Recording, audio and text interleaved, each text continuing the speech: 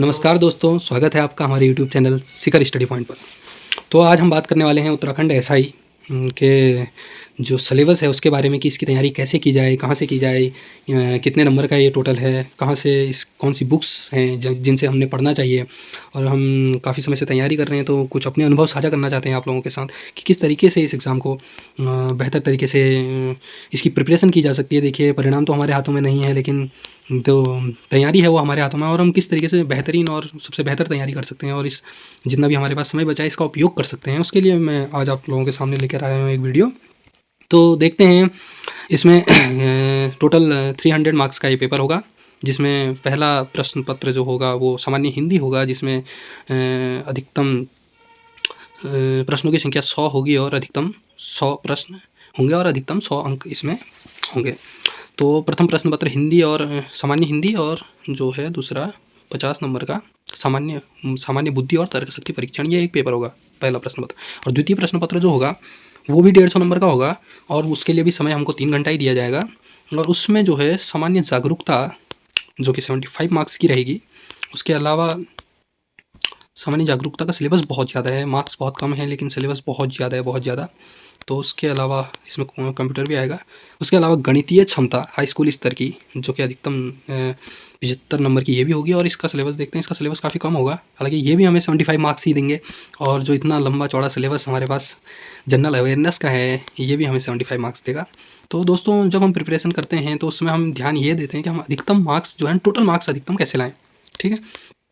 तो अधिकतम total marks मतलब हमें 300 नंबर पे फाइट करना होता है, और हमें अपने समय के हिसाब से इसे डिवाइड करना होता है कि हम किस तरीके से अपना समय मैक्सिमम जो अपना हमारे पास टाइम जो बचा हुआ है उसको इस तरीके से यूटिलाइज़ करें कि हम जो टोटल 300 नंबर हैं उसमें से मैक्सिमम मार्क्स कैसे लेके आएँ।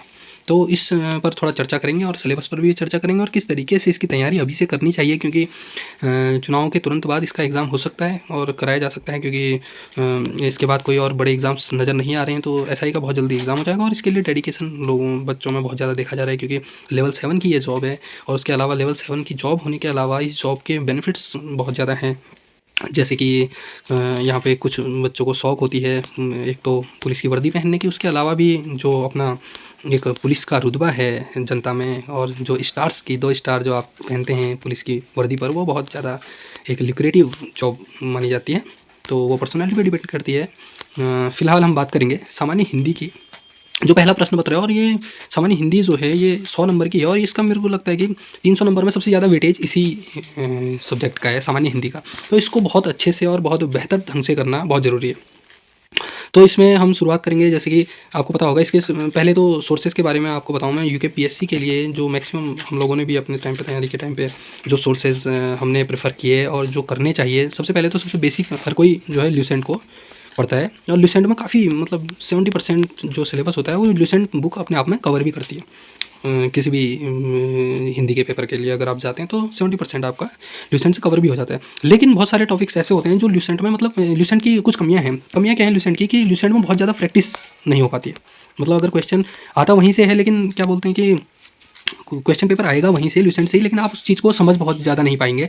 जैसे कि जैसे क्रियार्थक वाक्य क्या होते हैं, ये वाक्य के भेद होते हैं, या फिर जो क्रिया विशेषण वाक्य के भेद होते हैं, ये डिफरेंट टाइप की चीज़ें जो कॉन्सेप्ट बेस्ड होती हैं। और थोड़ा सा शब्दकोश भी थोड़ा सा कम है उसमें, प्रैक्टिस के लिए क्वेश्चंस बहुत कम है। तो उसके लिए मैं प्रेफर करता हूँ राजपाल सिंह, एक बुक आजकल बहुत ज़्यादा चर्चित है, और पहले एडिशन में थोड़ा सा इसमें कमियाँ थी, कुछ त्रुटियाँ थी, जिसकी वजह से इसको थोड़ा सा कम लोगों ने प्रेफर किया। लेकिन आज की डेट में जो इसके लेटेस्ट जो एडिशन हैं उनमें काफ़ी जो है सुधार भी पाया गया है, और बहुत बढ़िया इसमें प्रैक्टिस क्वेश्चंस मिलते हैं आपको। हर चैप्टर के बाद 200, 250, 300 क्वेश्चंस मिलते हैं, तो अच्छा खासा समझ में आ जाता है और कॉन्सेप्ट्स भी अच्छे समझ में आते हैं। इसके अलावा पृथ्वीनाथ पांडे, ये मुझे सबसे जो अच्छी बुक लगी वो पृथ्वीनाथ पांडे ही लगी।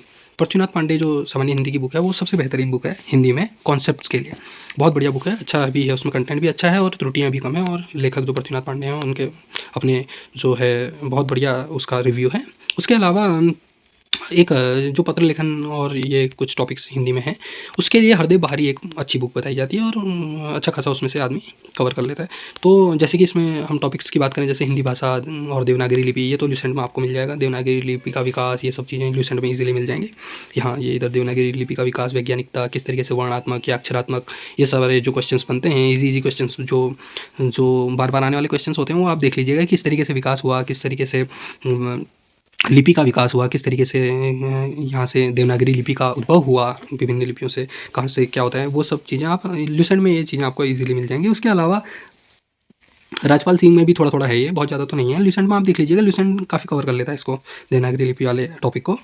उसके अलावा वर्तनी और जो ये वर्तनी शुद्धि, ये सब हैं, ये आप जो है कॉन्सेप्ट्स पहले देखिएगा। उसके अलावा प्रैक्टिस क्वेश्चन आप राजपाल सिंह से या फिर पृथ्वीनाथ पांडे, इनसे आप कर सकते हैं।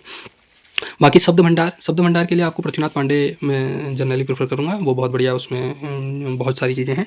उसके अलावा राजपाल सिंह भी है, ल्यूसेंट में भी काफ़ी है, लेकिन ल्यूसेंट में थोड़ा सा कंटेंट आपको कम मिलेगा इससे रिलेटेड, शब्द भंडार से रिलेटेड। तद्भव, तत्सम, देशज, विदेशज, जैसे कि इसमें फारसी भाषा के शब्द, अरबी भाषा के शब्द, उसके लिए आपको थोड़ा जो है ट्रिक्स वगैरह भी बनानी पड़ती है ना, कि जो अरबी भाषा के शब्द हैं उनके लिए कुछ एक स्टोरी सी बना लेते हैं, और फारसी भाषा के शब्द को याद करने के लिए एक स्टोरी सी बना लेते हैं। उसमें आप जो भी शब्द आते हैं उनको मान लेते हैं कि हाँ ये मेरी इसी स्टोरी में आएगा तो ये अरबी भाषा का शब्द होगा। तो इस तरीके से आप तैयारी करते हैं और बहुत मतलब 1 नंबर 2 नंबर के आपके इजीली क्वेश्चन बन जाते हैं यहाँ से। तो इस पे आपको कमांड करनी होगी, क्योंकि 100 नंबर बहुत होते हैं, 300 में से मतलब 1/3 पोर्शन बहुत ज़्यादा होता है किसी भी एग्जाम में। तो एक अच्छी तैयारी आप यहाँ से कीजिएगा। उसके अलावा जो है शब्द संरचना, वर्ण, अक्षर, प्रत्यय, उपसर्ग, ये सब चीज़ें आपको देखनी है। तो ये इन्हीं बुक्स से आप देखिए, आपको जहाँ से ज़्यादा समझ में आता है, जहाँ से आपको ज़्यादा लगता है कि बेहतर है, वहाँ से आप कंटेंट लीजिए, और ये काफ़ी होंगी आपके लिए इन सब चीज़ों के लिए। संधि बहुत छोटा टॉपिक है, ठीक है, इजीली समझ में आ जाता है, और जो है इसमें थोड़ा सा कॉन्सेप्ट अगर आप समझ जाते हैं, कुछ चीज़ें होती हैं कहीं पर जो है कभी कभी कन्फ्यूज़न होता है, जैसे वृद्धि संधि और अयादि संधि में होता है, तो उनमें थोड़ा सा जो है जो वहाँ पर थोड़ा सा आप क्लियर कर लीजिएगा। उसके अलावा मुहावरे, लोकोक्तियाँ, परिचय, उदाहरण, पत्र लेखन, ये वाला टॉपिक जो है पत्र लेखन वाला, ये सब आप हरदेव बहारी में अच्छे से दिया गया है, इसको चेक कर लीजिएगा हरदेव बहारी से, टिप्पण वगैरह ये सब चीज़ें। जनसंचार और हिंदी कंप्यूटिंग एक 11th की एनसीईआरटी है एक, मुझे एक्चुअली नाम याद नहीं आ रहा है, क्या नाम है उसका, पत्रकारिता के विविध माध्यम ऐसा करके है। इसके नोट्स भी वायरल हो रहे थे हाल फिलहाल में, तो ये आपको मिल जाएंगे, स्टडी मटेरियल इसका मिल जाएगा आपको, काफ़ी बच्चों ने बना रखा है और नोट्स हैं इसके इंटरनेट पे, आप चेक करेंगे तो। और बाकी एनसीईआरटी से खुद भी बना सकते हैं, क्योंकि आप पूरे तरीके से एनसीईआरटी पढ़ेंगे, अगर ढंग से पढ़ेंगे तो उसमें आपको मिल जाएगा कि जो भी नोट्स में भी अगर छूटे होंगे तो वो मिल जाएंगे। आप खुद, मैं मानता हूँ कि आप स्वयं के नोट्स बनाएं। 11th क्लास की है एनसीईआरटी, वो पत्रकारिता के विविध माध्यम, उसमें ये सब टॉपिक्स आपको मिल जाएंगे। और हिंदी कंप्यूटिंग, जैसे कंप्यूटर में हिंदी का कैसे, हिंदी भाषा को कैसे यूज़ करते हैं, मतलब विभिन्न फॉन्ट में, कृतिदेव फॉन्ट है या फिर कौन सा फॉन्ट है, कैसे वहाँ पे करते हैं, वो सब चीज़ें आपको हिंदी कंप्यूटिंग में ये आप इंटरनेट वगैरह में सर्च कर सकते हैं ये टॉपिक्स। और बिल्कुल सिलेबस के अनुसार ही तैयारी कीजिएगा, सिलेबस से बाहर भी नहीं जाएँ और सिलेबस का कोई टॉपिक भी ना छूटे। सबसे ज़्यादा इंपॉर्टेंट है कि सिलेबस से हम बाहर ना जाएं और सिलेबस का कोई टॉपिक छूटे भी ना। सिलेबस के सारे टॉपिक्स अच्छे से करने हैं। हिंदी साहित्य का सामान्य परिचय, हिंदी साहित्य में पहले UKSSC ने तो कुछ स्पेशल जो है साहित्यकार मेंशन किए थे, यहाँ पर इन्होंने लिखा है कि एनसीईआरटी के 10 और 12 के कक्षाओं के पाठ्यक्रम अनुसार, तो आप 10 और 12 की जो एनसीईआरटीज़ हैं उसमें जितने भी कवि हैं उनके बारे में और जो उनके द्वारा जो रचनाएँ की गई हैं उनके बारे में पढ़ लीजिएगा, क्योंकि इसमें कुछ ऐसा स्पेशल मेंशन तो मुझे दिख नहीं रहा है, और अगर हम सिलेबस को लेकर चलें तो कुछ भी आ सकता है फिर, और हम इसे चैलेंज भी नहीं कर पाएंगे।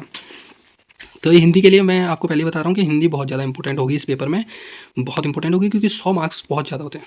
300 में से आपको 100 मार्क्स ऐसे हैं जो सीधे सीधे हिंदी से मिल रहे हैं, और 300 में से अगर आप कट ऑफ मानते हैं तो अब वो पेपर के स्तर पर डिपेंड करता है कि कट ऑफ क्या होगी, क्या स्तर, किस स्तर का पेपर आता है, और फिर ऊपर से हिंदी के क्वेश्चन कैसे आते हैं, क्योंकि UKPSC में बहुत ज़्यादा डीप क्वेश्चन नहीं आते हैं। यहाँ पर आपके ये क्वेश्चन गलत नहीं होने चाहिए, संधि और ये मुहावरे, लोकोक्तियाँ, ये सब चीज़ें, संधि, सर्वनाम, विशेषण, ये क्वेश्चन आपके गलत नहीं होने चाहिए, क्योंकि ये कॉन्सेप्ट जो है ईजी पूछते हैं, बहुत ज़्यादा टफ नहीं पूछते हैं। लेकिन ये है कि शब्द भंडार में थोड़ा सा आपको कमांड करनी होगी, तो आप इजीली अच्छे नंबर ला सकते हैं। मुझे लगता है बेसिकली 85 के आसपास नंबर लाए जा सकते हैं, बहुत आसानी से लाए जा सकते हैं, 85 प्लस लाए जा सकते हैं नंबर। तो उसके लिए जो है तैयारी हमें बेहतर करनी पड़ेगी। तो ये बहुत इंपॉर्टेंट पोर्शन है हिंदी वाला, इसके लिए आपको मैंने 3-4 बुकें बताई हैं, वो बहुत इनफ होंगी। उसके अलावा जो ये जनसंचार और हिंदी कंप्यूटिंग है, ये आपके 11th की एनसीईआरटी से मिलेगा। पत्र लेखन आपको हरदेव बहारी में इजीली मिल जाएंगे, ये सब आप देख लीजिएगा किस तरीके से। और इसके प्रैक्टिस क्वेश्चंस आप यूट्यूब चैनल से या जो भी आपको माध्यम मिलते हैं उनसे कीजिएगा, प्रैक्टिस बहुत इंपॉर्टेंट है। ऑब्जेक्टिव पेपर में आपके लिए सबसे ज़्यादा इंपॉर्टेंट होता है आपका टेस्ट सीरीज लगाना, वो भी कैसे प्रैक्टिस बहुत ज़्यादा इंपॉर्टेंट होती है ऑब्जेक्टिव के लिए, क्योंकि आपको पता नहीं होता कि पेपर कैसे बनेगा। आप पत्र लेखन में उसने ऐसा तो नहीं पूछना है कि सरकारी पत्र लिख के दे दो, ऐसा तो होना नहीं है। वहाँ सरकारी पत्र लिखने के लिए उसने बोलना नहीं है, उसने ये पूछना है कि प्रेषक का नाम कहाँ पर आता है, और क्या बोलते हैं परिपत्र में किस तरीके से, क्या बोलते हैं परिपत्र कितने विभागों को, एक साथ बहुत सारे विभागों को कोई पत्र भेजना है उसे क्या कहेंगे। तो बहुत सारे मतलब उसके अंदर के भी कहाँ पर क्या आता है, आदेश किस तरीके से होता है, गजट में क्या प्रकाशित होता है, अधिसूचना क्या होती है, इस तरीके से क्वेश्चंस को बनाए जाते हैं, बनाना होता है। और क्वेश्चंस बहुत ज़्यादा ऐसे आप पढ़ोगे भी तो बहुत ज़्यादा ऑब्जेक्टिव क्वेश्चंस आप खुद नहीं बना पाओगे, इसलिए आपको ऑब्जेक्टिव क्वेश्चंस इसका पढ़ने के बाद ढूंढने हैं, इंटरनेट पे ढूंढने हैं और यूट्यूब चैनल्स पे ढूंढने हैं कि इस पर क्या प्रश्न बनेंगे। बाकी आप उसके कॉन्सेप्ट पहले से क्लियर कर लें और ये सब जो प्रश्न हैं वो आप इंटरनेट पे ढूंढें, ठीक है। इसके बाद हम दूसरे पोर्शन पे आते हैं जो कि है सामान्य बुद्धि और तर्कशक्ति परीक्षण। ये रीजनिंग एबिलिटी की क्वेश्चंस होंगे, तो ये हैं 50 मार्क्स के। हाँ, इसमें रीजनिंग और मैथ्स का भी अच्छा खासा इन्वॉल्वमेंट है, 50 + 75, कि 75 मैथ्स थी और 50 नंबर की रीजनिंग थी। ये भी एक तरीके से मैथ्स वाली भी प्योर मैथ्स नहीं है, ये भी मैथ्स और रीजनिंग ही है एक तरीके से। इसके टॉपिक्स अभी देखेंगे हम। तो यहाँ पर अगर हम देखें तो सबसे पहले अशाब्दिक और शाब्दिक दो होते हैं, एक ये फिगर्स वाला होगा ऊपर वाला, तो फिगर वाली रीजनिंग होगी इसमें, जैसे कि दर्पण और जल प्रतिबिंब। जैसे कि दर्पण प्रतिबिंब में 1160 से घटा देते हैं आप, जल प्रतिबिंब में 1830 से घटाते हैं। ट्रिक्स आपने देख लेनी है क्योंकि आपके पास समय नहीं होगा वहाँ पर, बहुत ज़्यादा क्वेश्चंस होंगे बहुत ज़्यादा और समय होगा बहुत कम। तो आपने क्या करना है कि इनको जो इजी क्वेश्चंस होंगे, जो आपको पता है कि किस तरीके से करते हैं, जिन क्वेश्चंस को ट्रिक्स से बहुत ज़्यादा वहाँ पर समय नहीं लगाना है। समय अगर आप एक प्रश्न में ज़्यादा समय दे देंगे तो फिर दूसरे प्रश्न के लिए कम समय बच जाएगा। तो जो ऐसा क्वेश्चन जो आपको आता है या फिर जो ईजी होगा वो भी आपसे छूट जाएगा। यही इसका मेन रीज़न है। यहाँ पे टाइम का बहुत वो है, तो टाइम पे आपने टाइम पर कमांड करनी है। दर्पण जल प्रतिबिंब है, सीरीज़ है, सादृश्यता है, वर्गीकरण है, कागज़ मोड़ना ऐसे करके कि इसको ऐसे फोल्ड करेंगे ऐसे करके, फिर यहाँ से काट देंगे तो किस तरीके की आकृति बनेगी, कागज़ काटना, यही आकृति निर्माण किस तरीके से होता है, आकृतियों की गिनती, इसमें आपने वो क्या बोलते हैं कितने वर्ग हैं, कितने आयत हैं, बहुत इजी होता है, इसको गिनना आसान होता है। तो ये सब चीज़ें आप ट्रिक्स देख लेना। इसमें सबसे ज़्यादा टफ होता है त्रिभुज गिनना। जैसे बहुत सारे ऐसे फिगर्स बना दिए जाते हैं, कभी कभी ऐसे फिगर्स बनते हैं जिसका कोई ट्रिक ही नहीं बनती है, आपको जो है उसमें गिनना ही पड़ता है। और मैक्सिमम लेकिन क्या होता है कि जो बड़े फिगर्स बहुत ज़्यादा बड़े फिगर्स होते हैं वो आसान होते हैं, बस दिखने के बड़े होते हैं। वहाँ जैसे कि आपको ऐसे ऐसे कुछ दे दिया जाएगा तो उसमें ट्रिक्स भी लगेंगे अंदर। मान लो ऐसे ऐसे करके दिया जाएगा तो 4 दूनी 8 अंदर होंगे, फिर इसके साथ 21 इस तरीके से। तो उससे डरना नहीं है, क्वेश्चन से नहीं डरना है। क्वेश्चन को देख करके फिर उसमें एनालिसिस करना है कि किस तरीके से हम इसे कर सकते हैं। सन्निहित आकृतियाँ, कौन सी आकृति सन्निहित है, आकृतियों की पूर्ति, आकृति पूरी करना, आकृति ऑफ व्यू, आकृति अगली आकृति क्या होगी, समरूप आकृतियों का समीकरण, ये सब मतलब इजी टॉपिक्स हैं। अगर आप करेंगे तो ये इसमें से क्वेश्चन गलत होने के आसार बहुत कम होते हैं। रीजनिंग में आपने देखा होगा जैसे कोई भी आर ओ का पेपर था या फिर लोअर BCS, इनके जो 50 मार्क्स के ये वही वाली रीजनिंग है। तो इसमें मैक्सिमम बच्चे मतलब अधिकतर बच्चे 45+ स्कोर कर जाते हैं, 45+ कर जाते हैं। जिनकी प्रैक्टिस अच्छी होती है वो 45+ कर जाते हैं, क्योंकि कुछ क्वेश्चन से तो ऐसे आ जाते हैं कि हाँ फंस जाता है इंसान, या फिर कभी टिक भी गलत हो जाता है, कभी बहुत सारी चीज़ें होती है। लेकिन मैक्सिमम जो इसमें टॉपिक्स हैं जैसे दिख रहे हैं, सिटिंग अरेंजमेंट का है, वर्णमाला के हैं, वर्णमाला आपने बैंक की तैयारी करने वालों को देखा होगा कि वो क्या करते हैं ना, जब शुरू में हमको OMR सीट के 10 मिनट OMR सीट को भरने के लिए मिलते हैं, हमें शुरू में 10 मिनट का समय मिलता है OMR सीट भरने के लिए। तो उस बीच हम क्या करते हैं कि OMR सीट भरते हैं हम 5-7 मिनट में। फिर क्या करते हैं हम, जो क्योंकि उसकी जो एग्ज़ाम पेपर है उसको जो है सील किए रहते हैं, तो सील खोलने का टाइमिंग फिक्स होता है 10 बजे। तो आप एग्ज़ाम पेपर को पलटते हैं तो लास्ट पेज होता है आपका, लास्ट पेज में आप क्या कर लेते हैं, A से Z तक नंबरिंग कर लेते हैं। उससे क्या फ़ायदा होगा आपको, ये बैंक वाले मैक्सिमम करते हैं आप देखिएगा। तो इससे क्या फ़ायदा होगा कि आपको, जैसे जिनको याद नहीं होता है कि जे का नंबर 10 होता है, या फिर किसी को याद नहीं होता कि वाई का नंबर या जेड का नंबर क्या होता है, तो एग्जैक्टली नहीं याद कर पाते 25-26, तो वो लिख लेते हैं पहले कि ऐसा पूरा ABCD पूरा लिख लेंगे एग्जाम पेपर के पीछे से, CDEFGH ऐसे करके उसके ऊपर से नंबरिंग कर देंगे ऐसे।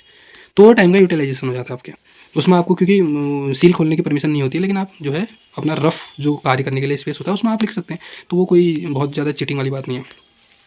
तो यहाँ पर भी ये अगर आपको क्या बोलते हैं कि लास्ट पेज पे पेन चलाने दिया जाता है तो आप कर सकते हैं उसे। उसके अलावा सादृश्यता, ये क्रम व्यवस्था, दिशा ज्ञान, बहुत इजी क्वेश्चंस होते हैं, बस थोड़ा सा आपको प्रैक्टिस करनी होती है। रक्त संबंध होते हैं, न्याय निगमन, कैलेंडर के क्वेश्चंस होते हैं, फिक्स होते हैं कैलेंडर के क्वेश्चंस, इनके लिए इनपुट आउटपुट होता है बैठक। तो इसको देखेंगे, इसको करेंगे साथ में। वेन डायग्राम है या जो भी है, कथन तर्क है, इनको करने के तरीके होते हैं। अगर आप इनकी अच्छी खासी प्रैक्टिस कर लेते हैं तो क्वेश्चन के गलत होने की संभावनाएं बहुत कम होती हैं इसमें। यहाँ पर आपके एक प्रश्न के, क्योंकि आपके पास तो ऑप्शन भी है ना, ऊपर से आपने पहले प्रश्न सॉल्व किया, उसके बाद आप देख रहे हैं कि 1, 2, 3, 4 में से एक ऑप्शन है इनमें से वो जो आपने सॉल्व किया। कभी कभी आपकी कैलकुलेशन मिस्टेक हो जाती है, लेकिन इनमें से आपको आंसर ही नहीं मिलेगा, फिर कैलकुलेशन मिस्टेक हो जाएगी। तो अच्छी बात है ना, इसका मतलब है कि आपके पास जो है क्रॉस चेक करने के लिए भी है, कि आप क्रॉस चेक भी करेंगे। उसके बाद आपका आंसर निकल गया है ऑप्शन में तो ठीक है, आंसर नहीं है ऑप्शन में तो इसका मतलब आपने कहीं मिस्टेक की है, आप जाइए वहाँ पर वापस। तो बहुत ईजी रहता है ये पेपर। मैक्सिमम स्कोरिंग जो है वो यही है। रीजनिंग में स्कोर अच्छा किया जा सकता है, हिंदी में तो रीजनिंग में कम पढ़ के ज़्यादा स्कोर किया जा सकता है। हिंदी में आपको एक स्तर तक स्कोर करने के लिए बहुत ज़्यादा नहीं पढ़ना पड़ेगा, जैसे कि 70-75 मार्क्स लाने के लिए आपको बहुत ज़्यादा नहीं पढ़ना है। लेकिन आपको जहाँ 80 क्रॉस करना है, 85 क्रॉस करना है, तो आपको थोड़ा सा जो है अपने आप को पुश करना होगा, तैयारी अच्छी करनी होगी। उसके बाद 50 नंबर की रीजनिंग एबिलिटी जो कि हमने देखा, इसके लिए मैं आपको बुक्स बता देता हूँ। एक तो किरण पब्लिकेशन की बुक आती है, जो भी टॉपिक्स इसमें दिख रहे हैं वो सारे कवर हो जाएंगे। किरण पब्लिकेशन की बुक आती है। एक आर एस अग्रवाल की भी आती है रीजनिंग की, उसमें से भी कुछ यहाँ पर जो है प्रैक्टिस के लिए अच्छी है वो भी। और बाकी आप भी अपने इस तरह से देख सकते हैं कि आपको कौन सी बुक सही लगती है। मार्केट में आज की डेट में बहुत सारी बुक्स हैं जो कि बहुत अच्छी भी हैं, जो लोग अपने अपने हिसाब से प्रेफर करते हैं प्रैक्टिस के लिए ज़्यादातर। क्योंकि ऐसा होता है कि ये कॉन्सेप्ट तो आपको यूट्यूब पर ही मिल जाएंगे, बहुत आसानी से मिल जाएंगे। आप खाली टॉपिक डालेंगे, आपको बहुत आसानी से कॉन्सेप्ट मिल जाएंगे। लेकिन प्रैक्टिस के लिए आपको थोड़ा सा बुक्स का जो है वो लेना पड़ेगा। और उसके अलावा टेस्ट सीरीज मैंने बोला आपको बहुत ज़्यादा इंपॉर्टेंट है। उसके बाद अगले जो सेकंड पेपर है, जो आपका अगला पेपर होगा, दूसरा पेपर होगा 3 घंटे का सेकंड पेपर होगा, उसकी बात कर लेते हैं। तो उसमें सबसे पहले जो कि आप सभी जिस चीज़ की तैयारी लगातार कर रहे हैं, जनरल अवेयरनेस, वो आएगी। जनरल अवेयरनेस आएगी 75 मार्क्स की। अब यहाँ पर क्या है कि इसका देखा जाए तो 75 मार्क्स 300 में से 1/4 है। मतलब इसका हिंदी से भी कम रोल है, अगर देखा जाए तो हिंदी से भी कम रोल है। तो इसलिए जो है यहाँ पर, लेकिन इसका सिलेबस सबसे ज़्यादा वास्ट होगा देखना, क्योंकि इसमें सब होगा। हिस्ट्री भी होगी, ज्योग्राफी भी होगी, पॉलिटी भी होगी, इकोनॉमी भी होगी, करंट अफेयर्स भी होगा, इन्वायरमेंट भी होगा, इंटरनेशनल इश्यूज़ भी होंगे। तो आपको इस पोर्शन पे, जैसे आपने पहले से तैयारी कर रखी, जीएस की तैयारी आपने की है, तो आपको बहुत ज़्यादा इस पर फोकस करने की ज़रूरत नहीं है। करंट अफेयर्स आप ज़्यादा देखें। और उसके अलावा अगर आप अभी फ्रेश हैं, मतलब नए लोग हैं, और आपकी बहुत ज़्यादा तैयारी जीएस में नहीं है, तो जीएस के पोर्शन पे आप मेन टॉपिक्स को उठाइए। और यहाँ पर जैसे कि आपको पता है हिस्ट्री में क्या है, हर जगह सामाजिक, आर्थिक, राजनीतिक, ये हर फेज में आपको हिस्ट्री पढ़ने का रीज़न ही वही है कि आप उस समय के समाज को समझ पाओ, किस तरीके की उस समय व्यवस्थाएं थी उनको समझ पाओ। तो ये सामाजिक, आर्थिक, राजनीतिक मतलब प्रशासन पर आपका फोकस रहेगा हमेशा हिस्ट्री में। तो वो चीज़ें आप पढ़ लो हर काल की। और उसके बाद जो है मेन जो प्रैक्टिस क्वेश्चंस होते हैं उनको लगा लीजिएगा, क्योंकि बहुत ज़्यादा पोर्शन, मतलब बहुत ज़्यादा इनका वेटेज नहीं है। और अगर अच्छा आप और चीज़ों में अच्छी कमांड कर चुके हैं, तो उसके बाद आप इधर की तरफ और अधिक डीप जा सकते हैं। अदरवाइज़ यहाँ पे आप सामान्य बुक्स का भी, अगर जो ल्यूसेंट है, एनसीईआरटी सार संग्रह है, और भी कुछ जो वन लाइनर्स होती हैं, उनसे भी आपका यहाँ पर काफ़ी इंप्रूवमेंट हो सकता है। और काफ़ी यहाँ पर 75 मार्क्स में से अगर आप और जगह बहुत अच्छा कर रहे हैं, अब यहाँ पर अगर 75 में से आप 55-60 भी ला रहे हैं, आप अगर मान लो मैथ्स 100 मार्क्स का मैथ्स है, वहाँ पे आप अच्छा स्कोर कर रहे हैं, हिंदी है 100 मार्क्स की, वहाँ पे आप अच्छा स्कोर कर रहे हैं, तो यहाँ पे बहुत ज़्यादा आपको, मतलब बहुत ज़्यादा टाइम इन्वेस्ट करने की ज़रूरत नहीं है। वो आप अपने हिसाब से, अपने जो आप दिन भर का टाइम टेबल बनाते हैं उसके हिसाब से इसको डिवाइड कर दीजिए, और इसको इतना ही टाइम दीजिए जितना इसके मार्क्स हैं। ऐसा नहीं कि आप पूरा दिन इसे पढ़ रहे हैं और आप बाकी पोर्शंस को छोड़ रहे हैं, आप हिंदी को नेग्लेक्ट कर रहे हैं। मैं अधिकतर देखता हूँ कि बच्चे हिंदी को नेग्लेक्ट करते हैं, ग्रुप सी में भी। और जो जहाँ यहाँ पर तो ग्रुप सी में तो केवल 20% हिंदी आती है, यहाँ पे तो बहुत ज़्यादा है। यहाँ पे 1/3 है, 33% हिंदी है यहाँ पर। तो यहाँ पे तो आपको खैर हिंदी पर बहुत ज़्यादा कमांड करनी होगी। बाकी ये इस पोर्शन में चाहे 75 मार्क्स का ही है, मतलब थोड़ा सा आप इसमें समय तो ज़्यादा लगेगा, क्योंकि ये इसका सिलेबस वास्ट है। हिस्ट्री का ही सिलेबस 4 पेज का है। उसके बाद आप देखिए सिलेबस वाइज ही कीजिए। विश्व भूगोल भी है इसमें, गुड, विश्व भूगोल भी है इसमें, और थोड़ा थोड़ा इसको भी पढ़ना पड़ेगा आपको। उसके बाद भारत का भूगोल और पॉलिटिकल साइंस। तो ये बेसिकली आप शुरुआत कीजिए बेसिक बुक्स से, और टाइम को बांट लीजिए अपने दिन के हिसाब से। और इसको अगर बाद में हम देखेंगे, जितना भी मेन कवर करा पाएंगे इसमें से करेंगे, जो मेन टॉपिक्स होते हैं। बाकी बहुत ज़्यादा डरना नहीं है इसके सिलेबस को देखकर, क्योंकि इसका बहुत ज़्यादा वेटेज नहीं है। बाकी पॉलिटी में टॉपिक्स, पंचायती राज, सूचना का अधिकार, अंतर्राष्ट्रीय संगठन जो UN वगैरह ये सब होते हैं, इनको चेक कर लीजिएगा। उसके बाद इकोनॉमिक्स के लिए आप ज़्यादातर जो है परीक्षा वाणी पढ़ सकते हैं, इकोनॉमिक की ल्यूसेंट पढ़ सकते हैं। और उसके अलावा जो है इकोनॉमी में बहुत ज़्यादा डीप जाने की ज़रूरत तो नहीं है, रमेश सिंह वगैरह की ज़रूरत नहीं पड़ेगी यहाँ पर। तो आप वन लाइनर्स इकोनॉमी के जो दृष्टि की कोई बुक्स हैं उनसे पढ़ सकते हैं। उसके अलावा जो करंट अफेयर्स के लिए आप मंथली मैगजीन अभी से पढ़िए, और पुराने 1 साल का भी कवर करने की कोशिश कीजिए, कि पिछले 1 साल की आप मंथली मैगजीन्स विजन या दृष्टि की पढ़िए। और उसके बाद अभी जो कंटिन्यू जो चल रहा है, क्योंकि करंट अफेयर्स मुझे लगता है पर्सनली कि UPSC अगर एग्ज़ाम ले रहा है, तो आप मान के चलिए कि ये करंट अफेयर्स पे काफ़ी फोकस करता है। तो ये 10 to 15 मार्क्स का आपको कम से कम करंट अफेयर्स देखने को मिलेगा, जो भी कि किसी भी सब्जेक्ट से ज़्यादा है, हिस्ट्री, ज्योग्राफी, पॉलिटी से ज़्यादा है उसका पोर्शन। तो उस पर आप फोकस कीजिएगा। उत्तराखंड के लिए, उत्तराखंड की विविध जानकारियाँ, उत्तराखंड के लिए आपका पता ही है, आपको मेन बुक जो हमारी है परीक्षा वाणी, इसको बहुत बढ़िया करके पढ़ना है। इसके बढ़िया नोट्स बनाने हैं और नोट्स से भी बार बार रिवाइज करना है और बार बार परीक्षा वाणी को आप हर बार पढ़ेंगे, आपको लगेगा कि हाँ कुछ नया मिल रहा है। परीक्षा वाणी में डाटा बहुत है दिखने की, वो बहुत मतलब उसके चैप्टर 4 पेज में खत्म हो जाते हैं, लेकिन उस 4 पेजों में डाटा बहुत ज़्यादा होता है, तो उसको आप ढंग से पढ़िए। बाकी हिस्ट्री के लिए अजय रावत बेस्ट बुक है। और आजकल तो वन लाइनर्स में BS नेगी जो कि हमारे करमवीर रावत जी ने लिखी है, और बहुत सारी बुक्स हैं वन लाइनर में जो कि आपको उत्तराखंड का पोर्शन काफ़ी कंप्लीट करा देती हैं। और अगर UKPSC के हिसाब से देखें तो बहुत ज़्यादा डीप नहीं पूछा जाता उत्तराखंड, तो आप कोशिश कीजिएगा कि परीक्षा वाणी, BS नेगी, अजय रावत, इनसे आप थोड़ा सा इसको अच्छे से कवर कर लें। और ये उत्तराखंड भी उन्हीं 75 मार्क्स में से है। टोटल जो 75 मार्क्स हैं उसमें से उत्तराखंड भी है, समझ रहे हैं आप, मतलब वो सब सब्जेक्ट्स हैं, उसके बाद उत्तराखंड भी उसी 75 मार्क्स में इंक्लूडेड है। तो यहाँ पे आप देखिए कि उत्तराखंड में पर्यटन, ये सब चीज़ें परीक्षा वाणी के टॉपिक होंगे जहाँ तक ज़्यादातर, तो इनको आप कवर कर लीजिएगा। एक हिस्ट्री थोड़ा सा परीक्षा वाणी में, उत्तराखंड हिस्ट्री ज़्यादा नहीं है, तो उत्तराखंड हिस्ट्री के लिए आपको अन्य बुक प्रेफर करनी पड़ेंगी। बाकी BS नेगी वगैरह में आप देख लीजिए।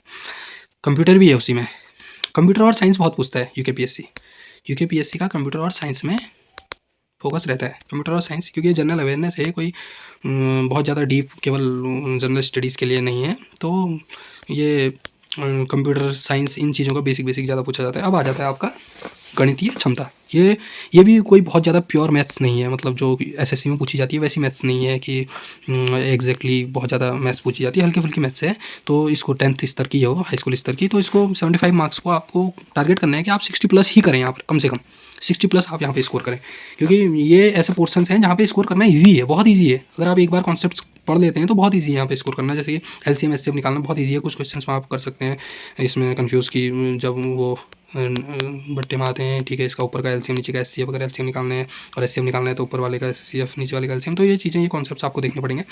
बाकी घड़ियाँ, क्लॉक्स है, और एवरेज है, अनुपात समानुपात है, डिस्टेंस दूरी, टाइम है, डिस्टेंस एंड टाइम है, आयु संबंधी प्रश्न है, परसेंटेज के क्वेश्चंस हैं, लाभ हानि है, साधारण ब्याज, चक्रवृद्धि ब्याज है, नल टंकी है। ये सारे क्वेश्चंस जो हैं ये बहुत इजी और एक टाइप के ही होते हैं। नल टंकी है, नाव धारा है, ये एक टाइप के क्वेश्चन होते हैं, एक टाइप के इसके सबके कॉन्सेप्ट्स होते हैं, चाहे रेलगाड़ी वाले क्वेश्चन हों, चाहे नल टंकी वाले हों, टाइम एंड वर्क है। तो ये एक बार अगर आप करते हैं तो फिर इसकी मेन है इनका प्रैक्टिस, आप प्रैक्टिस ज़्यादा से ज़्यादा करें इन चीज़ों में। तो यहाँ पे प्रैक्टिस का ही मेन खेल है, और यहाँ पे आप मैक्सिमम आप कोशिश करें कि ये पोर्शंस ऐसे हैं ना जहाँ पर आपको, मैं बताता रहा हूँ, यहाँ पे इसका एक प्लस पॉइंट ये है कि ये क्वेश्चंस गलत होने के चांसेस बहुत कम है। अगर आपको आता है तो ये गलत नहीं होगा, क्यों? क्योंकि आप पहले आंसर निकालते हैं, उसके बाद ऑप्शन चेक करते हैं।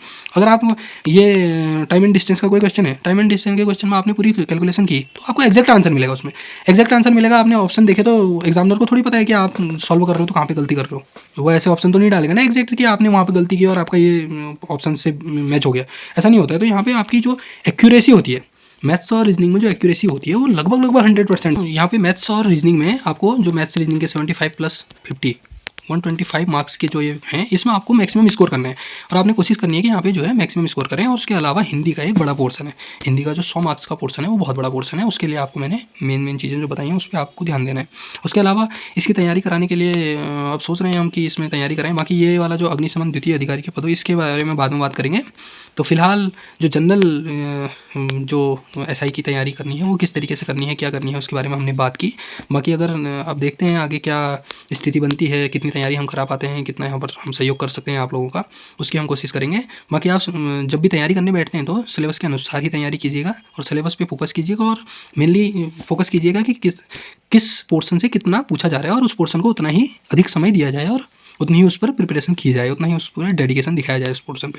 क्योंकि हर चीज़ का जो है सिलेबस ही डिफाइन करता है कि वो, क्योंकि आप देखते होंगे कि हर एग्जाम में एक टाइप का इंसान नहीं निकलता है, हर एग्जाम में अलग है। और यहाँ पे निकलने वाले बच्चे जो हैं ज़्यादातर किनके चांसेस हैं, जिनकी हिंदी अच्छी है, जिनकी मैथ्स रीजनिंग बहुत अच्छी है, ठीक है ना, क्योंकि यहाँ पे GS का पोर्शन बहुत कम है, GS का पोर्शन केवल 75 मार्क्स का है। और हो सकता है वो भी मतलब GS वाला अगर क्या बोलते हैं कि मैथ्स रीजनिंग की तैयारी बहुत अच्छी करे, तो अभी उसको फोकस किस पे करना है, जिसकी GS बहुत अच्छी है उसको फोकस करना है मैथ्स रीजनिंग पे और हिंदी पे, और जिसकी हिंदी अच्छी है उसको किस पे फोकस करना है, मैथ्स रीजनिंग पे। तो अपना कैलिबर देखिए, कहाँ पर आपको वर्क करना है वो देखिए। और कोई भी एग्ज़ाम जो है हमारे डेडिकेशन से बड़ा नहीं होता है, हमारे जो डेडिकेशन, अगर डेडिकेशन का स्तर हमारा बहुत अच्छा है तो एग्ज़ाम हमारा ईजिली क्रैक हो जाता है। बस आप दिखाइए, अपने कोशिश कीजिए, पूरा प्रयत्न कीजिए, जब तक ये पेपर नहीं होता है तब तक आप ऐसा प्रयत्न कीजिए कि ये एग्ज़ाम जिस दिन हो उस दिन आप अधिकतम मार्क्स लेकर आएँ। धन्यवाद।